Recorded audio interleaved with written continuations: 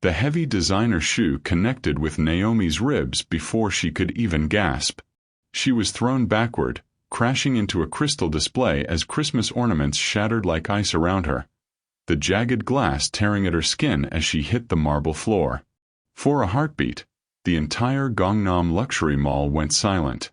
Blood trickled down her arm as she looked up at Dominic, the man who had stolen her future and left her homeless 3 years ago, now standing over her with a sneer of pure contempt. Dominic snarled at her to stay down, having no idea that the broken woman who once begged him for mercy was long gone. He saw a parasite in a high-end mall, unaware of the diamond wedding ring hidden beneath her glove or the black card in her purse with no limit. Most importantly, Dominic had no idea about the man whose name was now legally her own. Ji-hoon, the underground king of Seoul. Even as Naomi's trembling fingers accepted the call from her husband, she saw the first flicker of realization cross Dominic's face. He hadn't just kicked an ex. He had declared war on the most dangerous man in the city. In exactly 8 minutes, when Ji-hoon's motorcade screeched into the parking garage, Dominic's entitled world was going to be systematically dismantled. Before we dive deeper into this story of love, revenge, and redemption, I want to wish you all a blessed and great Christmas season and New Year in advance. May your holidays be filled with love, joy, and beautiful moments with those who matter most.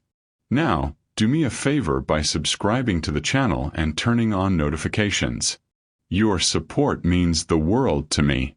Now, let's get into this dramatic journey. The morning light filtered through floor-to-ceiling windows, casting golden rectangles across Italian marble floors. Naomi stretched beneath Egyptian cotton sheets, her dark skin glowing against the cream-colored fabric as Seoul awakened 63 floors below. She still wasn't used to this. 3 years of sleeping in her car, of counting coins for ramen, of watching her dreams dissolve like sugar in rain. And now she woke in a Gangnam penthouse that cost more than most people earned in 10 lifetimes. The space beside her was empty but still warm. She pressed her palm against the indent in the mattress, smiling softly. Ji-hoon never slept past 5, no matter how late he'd been working. The underground king, they called him in whispers throughout Seoul's power corridors. The man who controlled shipping routes, real estate empires, and secrets that could topple dynasties. To Naomi, he was simply the man who brought her coffee in bed and refused to let her carry anything heavier than her purse. She found him in his office down the hall, already dressed in a charcoal Tom Ford suit, his black hair swept back from a face that belonged on magazine covers. He was speaking rapid Korean into his phone, but his eyes found hers immediately. Something in his sharp features softened. That particular look he reserved only for her. "I'll call you back," he said, ending the conversation without waiting for a response. "You're staring," Naomi said, leaning against the doorframe. Her silk robe, a deep burgundy that complemented her complexion, shifted with the movement. "I'm admiring." Ji-hoon rose from his desk, crossing to her in 3 purposeful strides. His hands found her waist, pulling her close. "There's a difference." "Is there?" He kissed her forehead, her nose, and the corner of her mouth. "You slept well. Better when you're there." A shadow crossed his handsome face. "I had calls." The situation in Busan required attention. Naomi had learned not to ask about situations. Ji-hoon existed in a world of gray morality, where violence was a business tool, and power was the only currency that mattered. He'd never hidden what he was from her. Had, in fact, warned her repeatedly during their first months together. "I'm not a good man, Naomi," he'd told her on their 3rd date, his jaw tight with tension. "I've done things that would horrify you. I have enemies who would use you to hurt me." "Then why are you telling me this?" "Because I can't stay away from you. And you deserve to know what you're walking into." She'd walked in anyway. Not because she was naive or because the luxury seduced her, but because Ji-hoon had seen her at her absolute worst. Homeless, broken, grieving, and had treated her like a queen long before he'd ever revealed his kingdom. Now, a year into their marriage, his protectiveness had only intensified. "Mr. Kong will drive you today," Ji-hoon said, already reaching for his phone. "And I want you to take Yuna." Naomi raised an eyebrow. "I'm going shopping, not infiltrating a foreign government." "You're my wife." His voice was mild, but she caught the steel beneath it. "There are people who would pay fortunes for that information. I need to know you're protected." She wanted to argue, sometimes she did, but she understood. Ji-hoon's love expressed itself through vigilance, through the 3 security teams that monitored the penthouse, through the GPS tracker hidden in the jewelry she wore, and through the way he called her every 2 hours when they were apart. Some might have found it suffocating. Naomi found it healing. After what Dominic had done, the theft, the betrayal, the loss that still haunted her nightmares, Ji-hoon's obsessive care felt like oxygen. "Fine," she relented. "But I'm buying you something ridiculous. Maybe a hat with feathers." His lips twitched. "I look forward to never wearing it." She laughed, the sound bright in the morning air, and for a moment, the ghosts that lingered at the edges of her mind retreated completely. Ji-hoon cupped her face in his hands, his thumbs tracing the curves of her cheekbones. "I love you," he said, the words carrying the weight of a promise. "More than empires. More than everything I've built." "I know." She turned her head to kiss his palm. "I love you too." He held her for another long moment before reluctantly releasing her. "Don't forget. Call you when I arrive. Call you before I leave. Stay with Kong and Yuna. Don't talk to strangers. Don't accept food from anyone." She ticked off the rules on her fingers. "Am I missing anything? Don't be sarcastic with the man who controls your chocolate supply." "You wouldn't dare. Try me." She was still smiling as she got ready, choosing a simple but elegant outfit. Tailored cream trousers, a cashmere sweater in rich amber, and gold jewelry that Ji-hoon had given her for their anniversary. She looked expensive now and felt expensive, and sometimes that still made her uncomfortable. The woman in the mirror was so different from the one who had curled up in the back seat of a rusted Honda, crying silent tears because she'd just lost everything. Everything. Including the baby she hadn't even known she was carrying until it was too late. Naomi closed her eyes, pushing the memory away. Not today. Today was for browsing boutiques and maybe finding something pretty. Today was for normalcy, or whatever version of normal existed in the life of an underground king's wife. Mr. Kong was waiting in the private garage, standing beside a sleek black Mercedes that probably cost more than most houses. Yuna, a deceptively petite woman with sharp eyes and even sharper reflexes, sat in the passenger seat. "Good morning, Mrs. Park," Kong said, opening the rear door. "Morning, Kong." She slid into the leather interior, breathing in the scent of wealth that she still hadn't fully claimed as her own. "Shall we?" The drive to Cheongdam-dong took 20 minutes. Naomi watched Seoul flow past her window, the gleaming towers, the busy streets, and the blend of ancient and ultramodern that made the city feel like living in the future. She'd come here on a teaching exchange program 4 years ago, expecting adventure. She'd found devastation instead. Then resurrection. Her phone buzzed.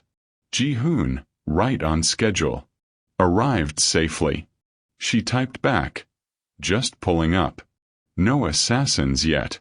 Not funny. A little funny. I've tripled security at the mall. You won't see them, but they're there. Of course he had. Naomi shook her head, equal parts exasperated and touched. She'd married a man who loved like a war. Total, consuming, strategic. She wouldn't have it any other way. The Galleria department store gleamed like a temple to excess, its pristine displays showcasing fashion that cost more than annual salaries. Naomi wandered through the designer section, trailing her fingers across silks and cashmeres, still marveling that she could now afford anything here. Yuna maintained a discreet distance, pretending to examine handbags while her eyes constantly scanned the crowd. Somewhere in the building, 3 other security personnel tracked Naomi's movements through a network of hidden cameras that Ji-hoon had probably paid someone to install. It should have felt oppressive. Instead, it felt safe. Naomi paused at a display of jewelry. Delicate gold pieces that caught the light beautifully. She thought about buying something for Ji-hoon's mother, who had initially been skeptical of her son's foreign bride but had warmed considerably after discovering Naomi's genuine love for Korean literature. Naomi. The voice slithered through the air like cold water down her spine. She knew that voice. Had heard it whisper lies in her ear, shout accusations at her, and dismiss her tears as manipulation. She turned slowly, and there he was. Dominic Hayes looked expensive now. Gucci loafers, a watch that probably cost $50,000, and a tailored blazer that screamed new money. His brown skin gleamed with the particular glow of spa treatments and careful grooming, and his smile still carried that predatory edge that she'd once mistaken for charm. Beside him stood a beautiful and polished Korean woman, with a diamond ring glittering on her left hand like a warning sign. Well, well. Dominic's eyes traveled over Naomi's outfit, assessing. Look at you. Finally learned how to dress, I see. Naomi's heart hammered against her ribs, but she kept her expression neutral. She'd had a year of watching Ji-hoon conduct business, of learning that power was as much about what you didn't show as what you did. Dominic. Her voice came out steadier than she felt. I didn't realize you were in Seoul. My fiancé's family is here. He gestured to the woman beside him with casual possessiveness. This is Soo-min. Her father owns Park Industries. Perhaps you've heard of it. Naomi had. Park Industries was a significant player in Seoul's business world, though she knew, from pillow talk with Ji-hoon, that they were also drowning in debt and desperately seeking partnerships to stay afloat. Congratulations, she said flatly. Soo-min's eyes were cold as she assessed Naomi. So this is her. The homeless girl you told me about. The words hit like a physical blow. Naomi felt her mask slip for just a moment before she recovered. Dominic's smile widened. He'd always enjoyed causing pain. I told Soo-min all about you, Naomi. How I tried to help you, gave you a place to stay, and supported you through your difficulties, and how you repaid my kindness by making wild accusations. Accusations. Naomi's voice rose despite herself. You stole everything I had, Dominic. You emptied my bank accounts, took the money my grandmother left me. See? He turned to Soo-min with theatrical exasperation. This is what I dealt with for 2 years. The paranoia, the mood swings, the lies. Honestly, I'm surprised she found anyone willing to put up with her. Naomi's hands were shaking.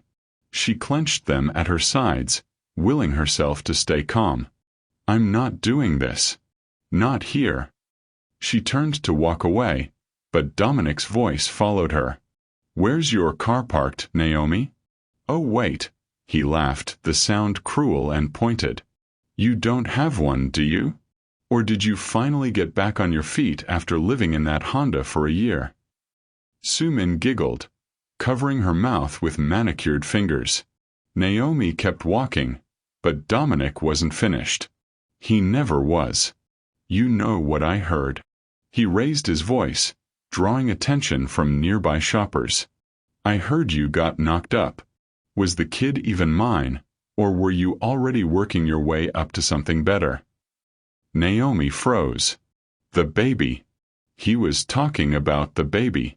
The baby that had died inside her while she slept in her car, bleeding and alone, because Dominic had stolen every penny she had and left her with nothing. She turned back slowly, and something in her face must have shown, because even Dominic took a half step back. Don't, she whispered. Don't you ever speak about my child again. Your child. Dominic recovered quickly, his sneer returning. Please. We both know you probably made the whole thing up for sympathy. Just like you made up the theft. Just like you made up everything because you couldn't handle that I left you for someone better. Una had materialized at Naomi's side, her posture shifting subtly into something more dangerous. Mrs. Park, shall we go? But Naomi couldn't move. The memories were crashing over her. The cramping, the blood, the hospital bill she couldn't pay, and the doctor's gentle voice explaining that stress and malnutrition had contributed to the loss. And through it all, Dominic hadn't even known. Hadn't cared. Mrs. Park. Sumin repeated, confusion in her voice. Park as in? Something flickered in Dominic's expression. Uncertainty, maybe. The name Park was common enough in Korea, but the way Una had said it, with deference, with weight, suggested something more. I'm done here, Naomi said quietly, turning away. Una, please. Running away again? Dominic grabbed her arm, yanking her back. That's what you do, isn't it?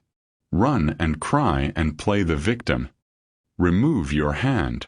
Una's voice was ice. Now. Dominic looked at the small Korean woman with dismissive amusement. Or what, sweetheart? You'll hit me with your purse. What happened next occurred too quickly for most observers to follow. Una's hand moved, and suddenly Dominic was stumbling back, his wrist bent at an awkward angle. But he recovered faster than expected.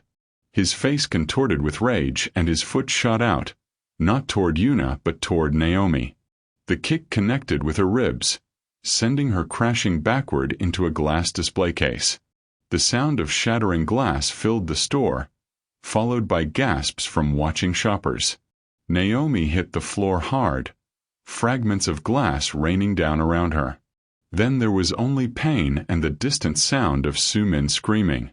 Glass was everywhere, glittering shards catching the department store's lights like fallen stars. Naomi lay in the center of the destruction, her amber sweater now stained with drops of red, her hands cut in a dozen places from trying to break her fall. The pain was sharp and immediate, but it was nothing compared to the humiliation burning through her. Shoppers had gathered in a loose circle, phones already raised. Someone was yelling for security.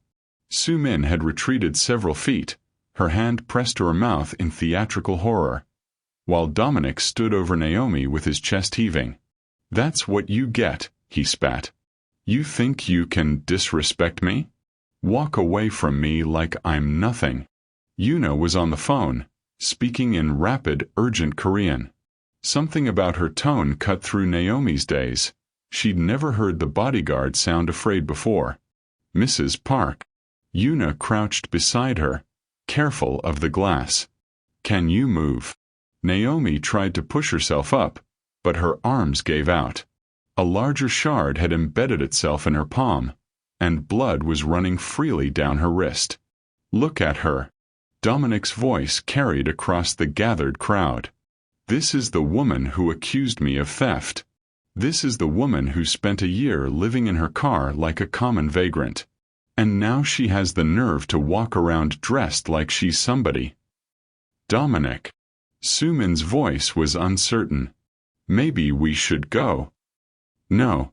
He stepped closer to Naomi, his expensive loafer crunching on broken glass. I want everyone here to see her for what she really is. A gold-digging, lying, pathetic. The police are coming, someone in the crowd called out. Dominic's confidence flickered. He wasn't stupid. He knew what this looked like. A man is attacking a woman in a crowded store. Cameras everywhere. Witnesses. She fell, he said loudly. Everyone saw it. My bodyguard was just trying to protect me, and she fell into the display. You kicked her. An elderly Korean woman pushed forward, her face flushed with outrage. I saw it. You kicked her like an animal. More murmurs from the crowd. The mood was shifting, turning hostile. Dominic's smile was starting to look more like a grimace. Naomi's phone began to buzz against her hip. Even through the fog of pain, she recognized the pattern. Ji-hoon's special ringtone. "That's him," Yuna said quietly. "You need to answer." With trembling, bloodied fingers, Naomi managed to get the phone to her ear. "Ji-hoon."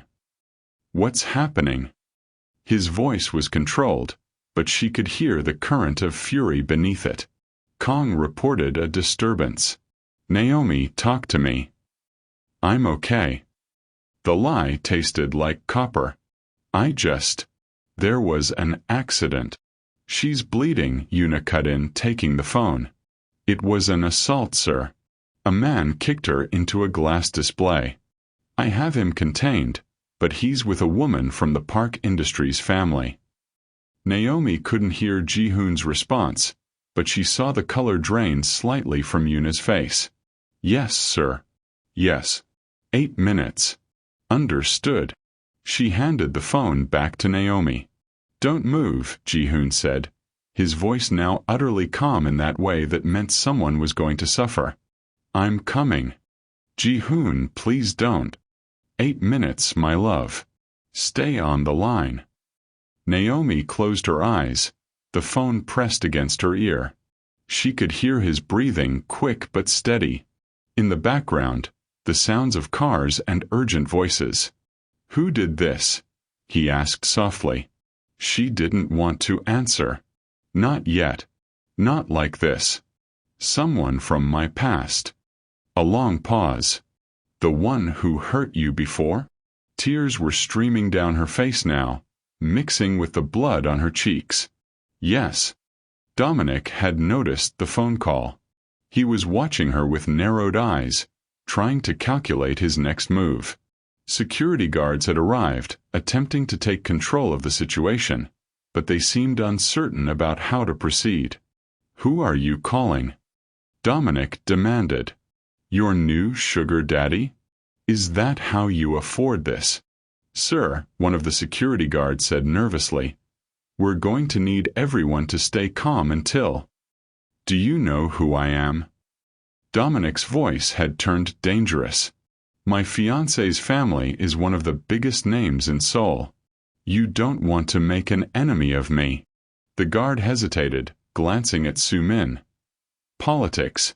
Even in a department store, even with a woman bleeding on the floor, there were politics. Naomi kept the phone pressed to her ear, listening to Ji-hoon's breathing and to the distant sounds of his motorcade tearing through Seoul streets.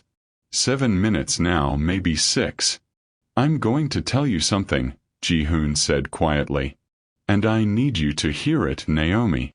"Okay." "Whatever happened in your past, whatever this man did to you, it ends today. I should have asked more questions. I should have found him myself. But I let you have your secrets because I thought that was what you needed." His voice hardened. "I won't make that mistake again. Ji-hoon, you need to stay calm when you get here. Please. I don't want anyone getting hurt." "You're hurt." The words came out raw. "You're bleeding on the floor of a shopping mall because of someone I should have destroyed months ago. Don't ask me to be calm." Dominic was pacing now, phone in hand, barking at someone about lawyers and liability. Su-min had retreated even further, looking increasingly like she wanted to disappear entirely. "He doesn't know who you are," Naomi said quietly. "He doesn't know who I married." Ji-hoon's laugh was dark. "He's about to." The minutes ticked by like years. Naomi remained on the floor, surrounded by glass and gathering security. Ji-hoon's voice a steady presence in her ear. He'd stopped speaking, but she could hear the engine sounds and the occasional urgent words in Korean to his driver. Yuna had positioned herself between Naomi and Dominic, her stance deceptively casual. The older Korean woman who'd witnessed the attack was stating security, gesturing emphatically at Dominic, and making her outrage known. "I want her arrested for property damage." Dominic was saying into his phone. "She clearly threw herself into the display to make me look bad. This is defamation, this is." The rumble reached them first. Not one engine, but several. The distinctive purr of luxury vehicles moving in formation. Then the screech of tires, doors slamming, and footsteps. So many footsteps. Naomi watched Dominic's face as the first of them entered the store. Men in black suits, moving with military precision, forming a perimeter with practiced efficiency. Then came Mr. Kong, his usual placid expression replaced by something cold and hard. And then Ji-hoon. Naomi had seen her husband in many states. Playful, passionate, tender, and stern. But she had never seen him like this. He moved through the gathered crowd like a force of nature, and people parted before him without being asked. His eyes found her immediately. Everything about him went still for a fraction of a second. The blood on her clothes, the glass in her hair, her position on the floor. She watched the muscle in his jaw twitch and watched his hands slowly curl into fists. Then he was beside her, dropping to his knees in his $10,000 suit, not caring about the glass cutting into the fabric. "Naomi." His hands trembled as they cupped her face. "My love." "I'm okay," she whispered. "It looks worse than it is." He pulled her against his chest, mindful of her injuries but clearly unable to stop himself from holding her. She felt his heart pounding against her cheek and felt the barely contained violence humming through his body. "Sir," Yuna said quietly. "That's him." Naomi felt Ji-hoon turn his head. Dominic was staring at the security detail, at the obvious displays of wealth and power, and at the way every person in Ji-hoon's vicinity held themselves with barely restrained lethality. The arrogance was draining from his face, replaced by something else. Fear. "Who the hell are you?" Dominic demanded, but his voice had lost its certainty. Ji-hoon didn't answer immediately. He pressed a kiss to Naomi's forehead, then carefully helped her to her feet. One of his men immediately draped a jacket around her shoulders, and another produced a medical kit. "Take her to the security office," Ji-hoon said in English, his eyes never leaving Dominic. "Have the doctor meet us there."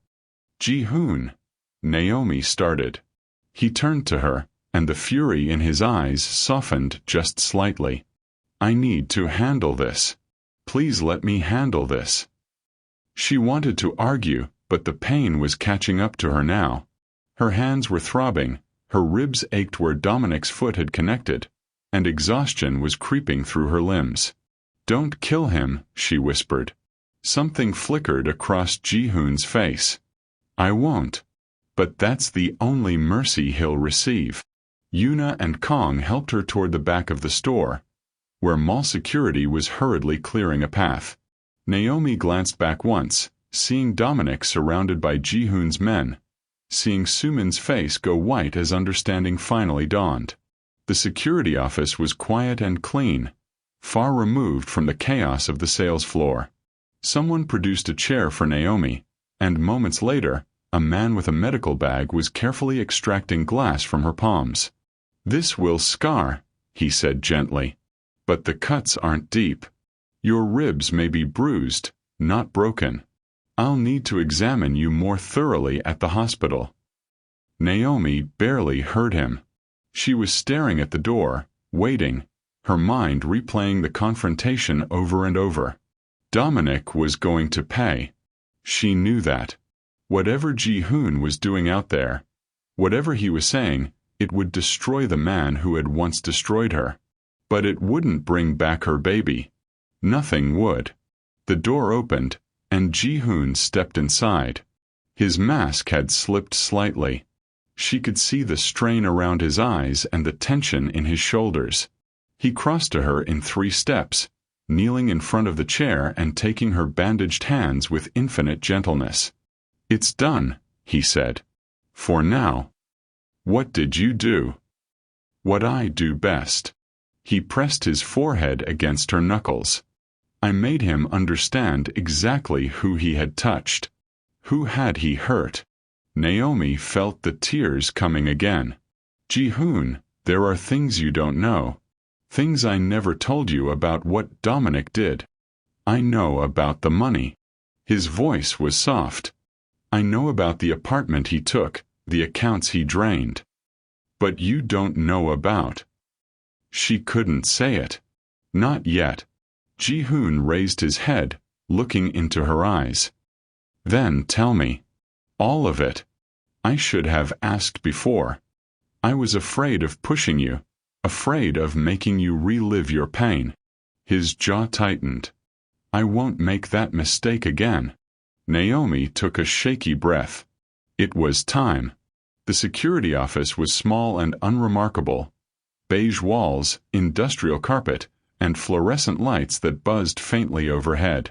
Naomi sat in the cheap plastic chair with her bandaged hands in her lap, and she told her husband the truth. All of it. I met Dominic 2 years before I met you, she began. He was working for a tech company in Atlanta, and I was finishing my master's degree. He was charming, attentive, everything I thought I wanted. Ji-hoon listened in silence, his expression carefully neutral. Only his hands gave him away, the way they gripped his knees, the slow whitening of his knuckles. We moved fast. Too fast. He convinced me to add him to my bank accounts, saying it was more convenient. I'd just received my grandmother's inheritance, everything she'd saved her whole life. Nearly $200,000. She paused, gathering herself. Then he got an opportunity in Seoul, a business venture that needed startup capital. He asked me to come with him to invest in our future together. A bitter laugh escaped her. I believed him. I believed every word. You loved him, Ji-hoon said quietly. Not an accusation, an observation. I thought I did. I didn't know what love was. Not really. She told him about the apartment that Dominic had rented in her name, about the bills that accumulated, and about the way the money seemed to disappear faster than it should have. She told him about finding the other woman's messages, about the confrontation that followed, and about waking up one morning to find the accounts emptied and Dominic gone. He took everything. Even the teaching position I'd arranged had been sabotaged. He'd sent emails from my account, making it look like I'd withdrawn my application. I had nothing. No money, no job, no visa sponsor. Your family. My parents died when I was young. I was raised by my grandmother, and she was gone by then. I had no one to call, no one to help. Ji-hoon's control was slipping. She could see it in the set of his jaw, in the dangerous stillness that had settled over him. That's when I started living in my car, Naomi continued. I couldn't afford a flight home. I was working whatever odd jobs I could find, trying to save enough to leave. And then... Her voice broke. Ji-hoon moved then, leaving his chair to kneel before her. His hands covered hers, gentle despite their strength. Tell me. The tears came freely now, sliding down her cheeks and dripping onto their joined hands. I was pregnant. I didn't even know until I wasn't anymore. The sound that escaped Ji-hoon was something between a groan and a growl. He pulled her into his arms, cradling her against his chest as sobs racked her body. I woke up bleeding in the back seat of my car. I managed to drive myself to the emergency room, but it was already too late. They said the stress, the malnutrition, the cold. My body just couldn't sustain the pregnancy. When was this? A month before you found me. He pulled back slightly, his face devastated. You were still grieving. When I first saw you Yes. Ji-hoon closed his eyes. She knew what he was remembering. The rainy night outside the convenience store, the way he'd noticed her sleeping in her car for the 3rd night in a row, and the inexplicable compulsion that had driven him to approach her. He'd offered her money. She'd refused. He'd offered her a job, legitimate, something at one of his many legitimate businesses. She'd accepted only because she was desperate. After all, the hunger had grown unbearable. And he'd fallen in love with her. Slowly, stubbornly, despite every warning his advisors gave him about entanglements and vulnerabilities. "You never told me," he whispered. "All this time you carried this alone." I was ashamed. The admission cost her. I felt stupid. How could I have trusted someone so completely? How could I have been so blind? You weren't blind. You were trusting. Ji-hoon's voice had turned fierce. He was the monster.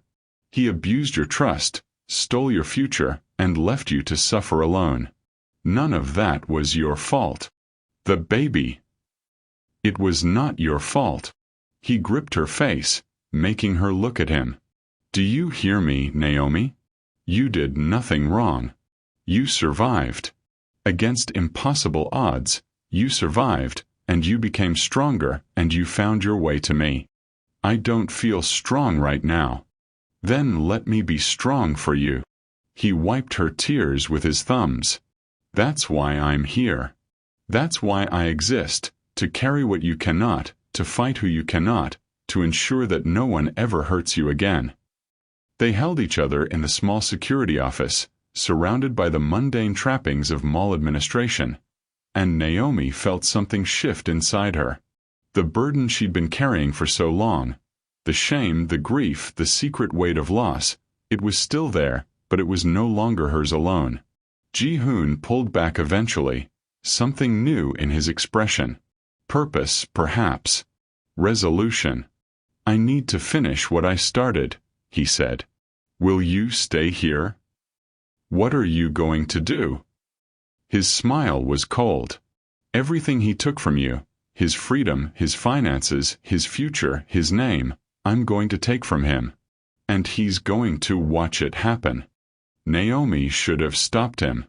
Should have argued for mercy, for legal channels, for the high road. Instead, she said, "Don't let him know about the baby. That's not for him. That's mine. He won't hear it from me." Ji-hoon kissed her forehead. "But everything else. He will answer for everything else." He left her then, and Naomi leaned back in her chair, exhausted and empty and somehow, impossibly, lighter than she'd been in years. Dominic had been moved to a private meeting room on the upper floor of the mall, the kind of space usually reserved for security emergencies and VIP complaints. His fiancée Soo-min was there as well, her earlier arrogance replaced by a growing awareness that something had gone very, very wrong. When Ji-hoon entered, he did so alone.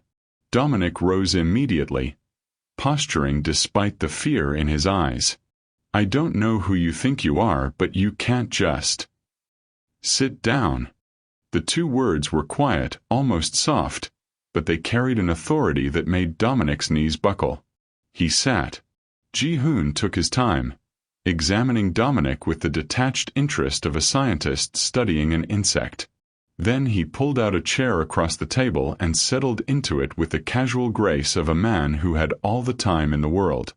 "Do you know who I am?" Ji-hoon asked. Dominic's jaw tightened. "Some rich guy who thinks he can buy his way out of anything. I have lawyers." "I'm going to stop you there."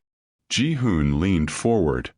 "Because what's about to happen to you is not about money, and it's certainly not about lawyers." "Ji-hoon." Soo-min's voice was thin. "That's... my father has mentioned that name." "Has he?" Ji-hoon's attention shifted to her briefly. "Then perhaps you should explain to your fiancé exactly who he assaulted today."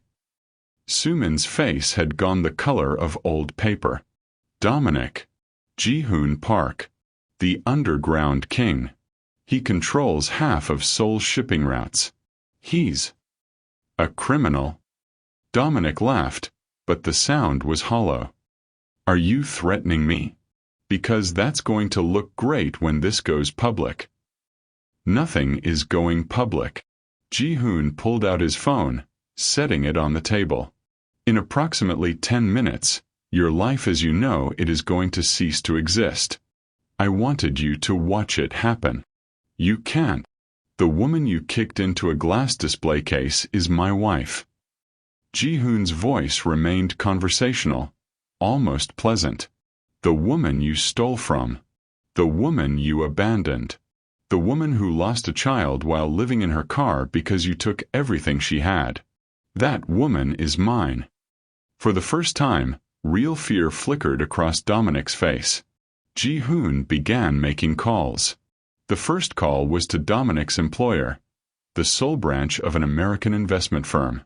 The conversation was brief. By the end of it, Dominic's position no longer existed.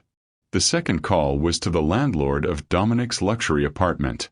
An eviction notice would be served within 24 hours. The third call was more complicated, involving banks and frozen assets and a litany of financial terms that made Dominic's face grow increasingly pale. You can't do this, Dominic kept saying. This is illegal. This is power. Ji-hoon cut him off. The kind of power you pretended to have when you bullied a woman half your size. The kind of power you thought you could wield against someone who had no one to protect her. He made another call. This one was to the police, not to report the assault, but to discuss the reopening of a fraud investigation that had been mysteriously closed 3 years ago. You see, Mr. Hayes, when you stole from Naomi, you thought you were stealing from a woman with no connections, no resources, and no hope. What you actually did was steal from the future wife of a man with very particular skills and very deep pockets. By the fifth call, Dominic was physically shaking. Please, he whispered. I'll apologize. I'll pay it all back with interest. You'll do all of those things, Ji-hoon agreed. But not because you offered. Because I'm demanding it. He turned to Soo-min, who had been watching in horrified silence. Your father's company is currently attempting to secure a partnership with Hyun Industries. That partnership requires approval from several key stakeholders, one of whom is sitting in front of you. Soo-min's eyes widened. I'm not going to punish your family for your fiancé's crimes, Ji-hoon continued. But I suspect that after today, you're going to want to reconsider your engagement. The next 15 minutes were a systematic dismantlement. Ji-hoon laid out every detail of Dominic's past crimes, the theft, the fraud, the forged documents, and the sabotaged careers. He produced evidence that Dominic had clearly never imagined could be found, evidence that had been buried in databases and paper trails and the memories of people who had been waiting for someone to ask. By the end, Dominic was a broken man.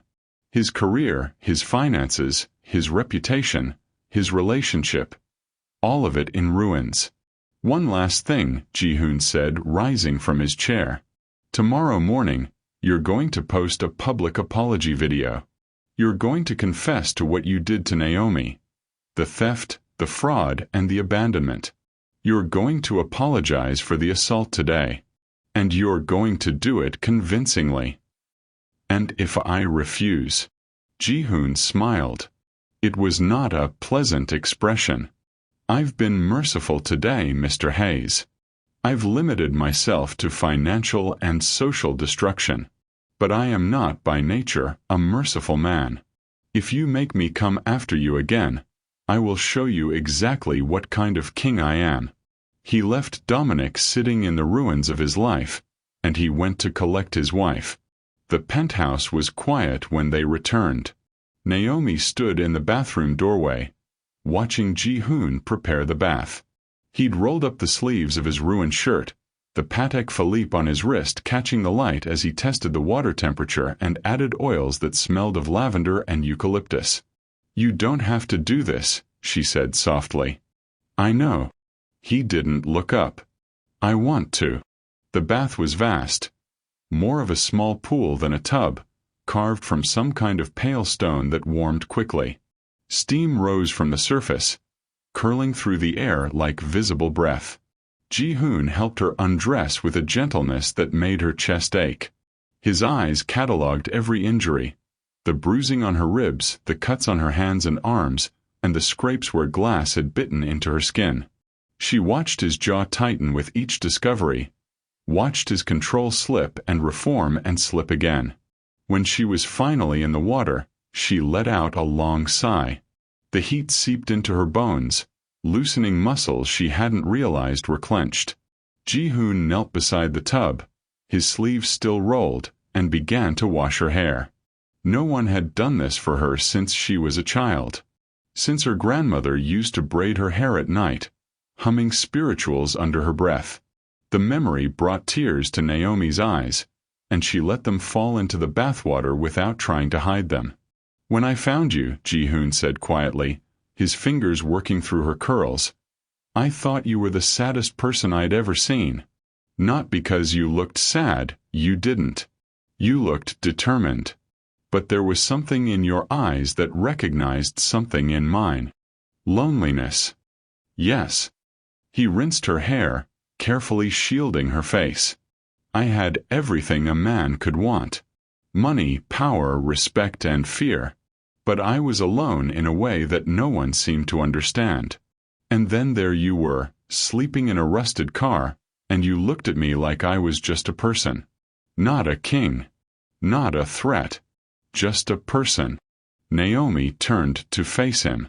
His expression was open in a way she rarely saw, vulnerable in a way he never allowed others to witness. "I thought you were trying to recruit me for something illegal," she admitted. He laughed softly. "I was trying to figure out how to save you without scaring you away." "You did save me." "No." He shook his head. "You saved yourself. You kept fighting when anyone else would have given up. You survived horrors that would have broken most people. I gave you a place to rest." He washed her arms, her shoulders, and the back of her neck, his touch reverent and careful. When he reached her wounded hands, he spent long minutes cleaning around the bandages, pressing kisses to her fingertips. "I made a decision today," Ji-hoon said. "One I should have made a long time ago." "What decision?" "I'm going to find a way to honor your child." Naomi's breath caught. "What?" "You never got to mourn properly. You never got to name them, bury them, or acknowledge that they existed. That was stolen from you, by circumstance, by survival, by a man who didn't deserve to know." Tears were flowing freely now, and Naomi didn't try to stop them. "I don't know what that honor looks like yet," Ji-hoon continued. "Maybe a memorial. Maybe a foundation in their name. Maybe something private just for us. But they were real, Naomi. They mattered. And they will not be forgotten." She pulled him toward her, not caring that his shirt was getting soaked, not caring about anything except holding him as close as possible. "Thank you," she whispered against his neck. "Thank you, thank you, thank you. You never have to carry your burdens alone again." His arms wrapped around her, strong and steady. "That's my promise. That's my vow. For as long as I live, you will never face the darkness alone." They stayed like that for a long time, the water cooling around them, the steam dissipating, and the world outside fading to insignificance. Later, Ji-hoon wrapped her in silk pajamas and carried her to bed. He held her through the night, and for the first time in years, Naomi slept without nightmares. Dominic's apology video dropped at 8 in the morning. Naomi watched it from the breakfast table, a cup of coffee cooling in her bandaged hands. Ji-hoon sat beside her, his expression unreadable as Dominic's face filled the screen. He looked terrible. Bags under his eyes, stubble on his chin, and clothes wrinkled as if he'd slept in them. Or hadn't slept at all. "I need to make a public statement," he began, his voice thin, "about my past actions and the harm I've caused." The confession was thorough. He admitted to stealing from Naomi, draining her accounts, and sabotaging her career.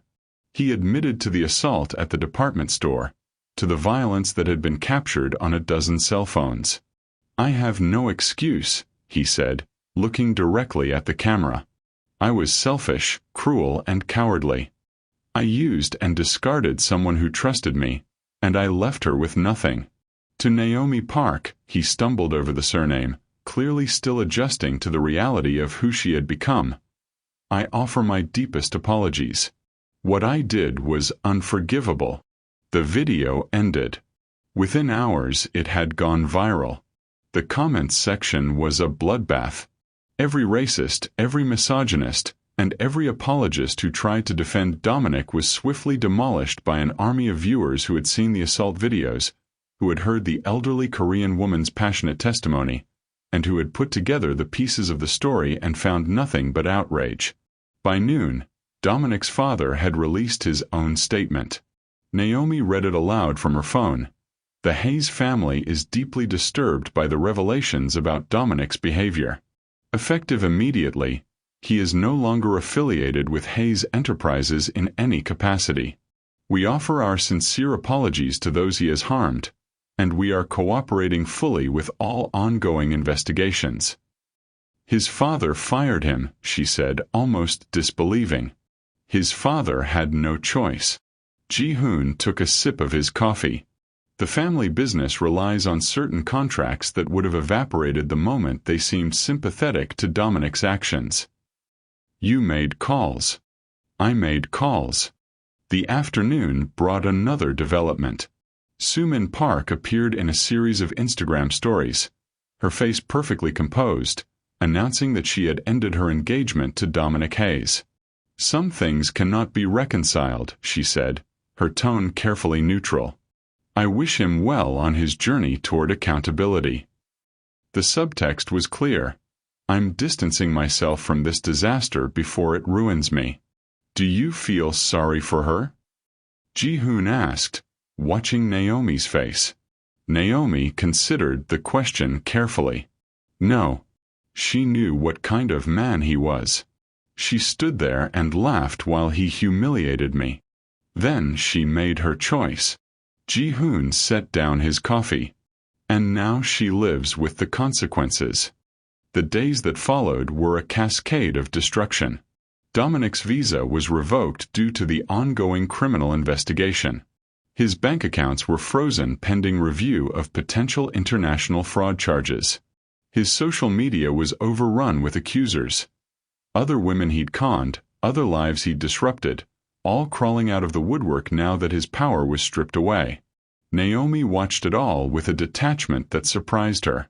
She had thought revenge would feel satisfying. Instead, it felt empty, necessary perhaps, but empty.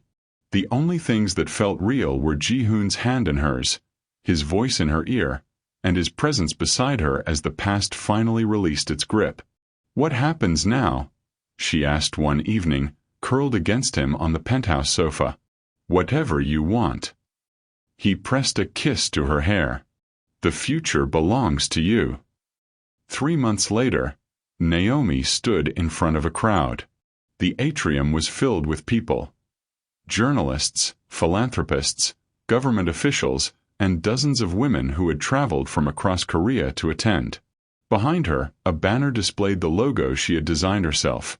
A phoenix rising from flames, its wings spread wide, the name Second Chances Foundation emblazoned beneath. "When I was at my lowest point," Naomi said into the microphone, "I believed I was alone. I believed no one could understand what I was going through. I believed my life was over."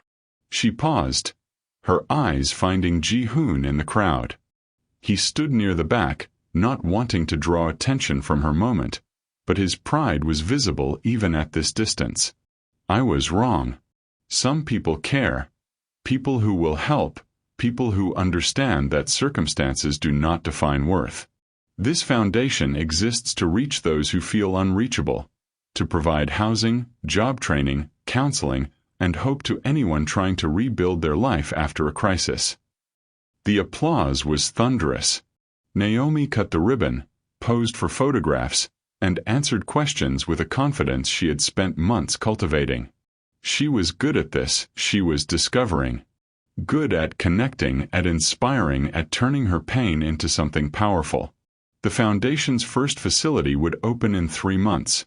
A residential center for women escaping domestic violence and financial abuse.